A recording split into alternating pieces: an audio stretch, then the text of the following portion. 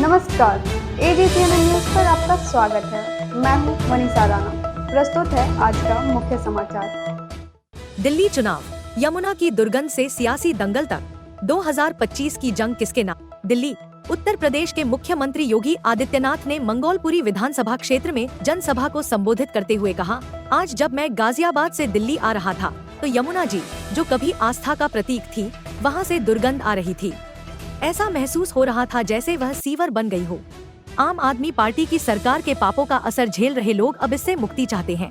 उन्होंने कहा कि इसका एकमात्र समाधान दिल्ली में भाजपा की सरकार बनाना है। दिल्ली के अंदर अभी मैं आ रहा था, जब मुझे मंगोलपुरी की सभा में भाग लेने के लिए आना था, गाजियाबाद से मैं पाई रोड आपके पास आया। सड़कें कितनी खराब हैं, अंदाजा लगाना स्वयं कठिन है। आप स्वयं इसका अंदाजा लगा सकते हैं, क्योंकि रोज भुक्तभोगी होते हैं, रोज गिरते हैं, रोज ठोकरें खाते हैं। अंदाजा लगा सकते हैं क्या ये दिल्ली के अंदर की सड़कें होनी चाहिए थी क्या?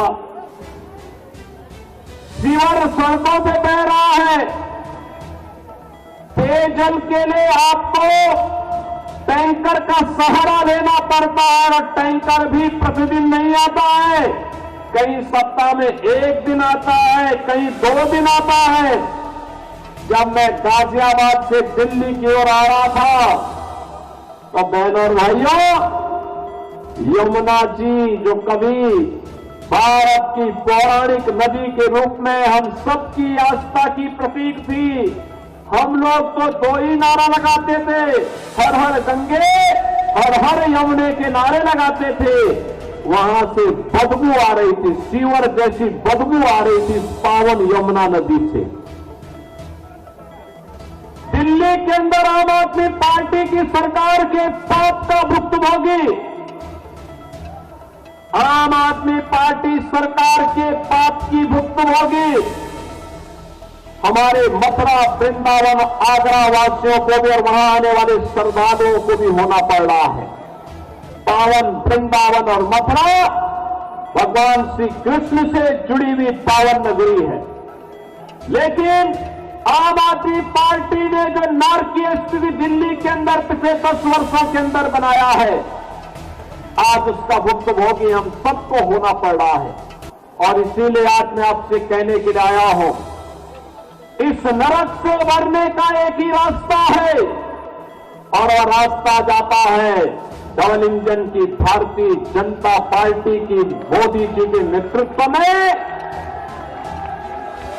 केंद्र की सरकार की तर्ज पर दिल्ली के अंदर भी भारतीय जनता पार्टी की सरकार बने, ताकि यमुना को उसकी पवित्रता और श्रद्धा का प्रतीक बनाया जा सके। बताते चलें, दिल्ली विधानसभा चुनाव 2025 में सियासी दलों की लड़ाई चरम पर है।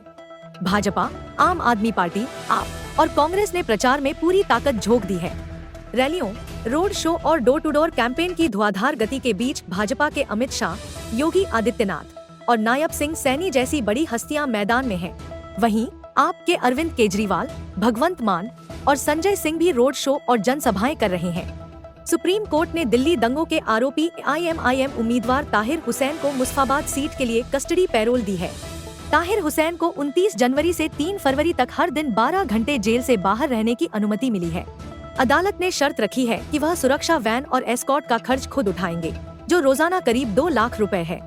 उन्हें पार्टी कार्यालय और निर्वाचन क्षेत्र में मतदाताओं से मिलने की अनुमति है, लेकिन अपने घर जाने और लंबित मामलों पर बयान देने की मनाही है। दिल्ली चुनाव 5 फरवरी को होगा और नतीजे 8 फरवरी को आएंगे। आज के लिए बस इतना ही। मुझे दीजिए इजाजत। नमस्कार।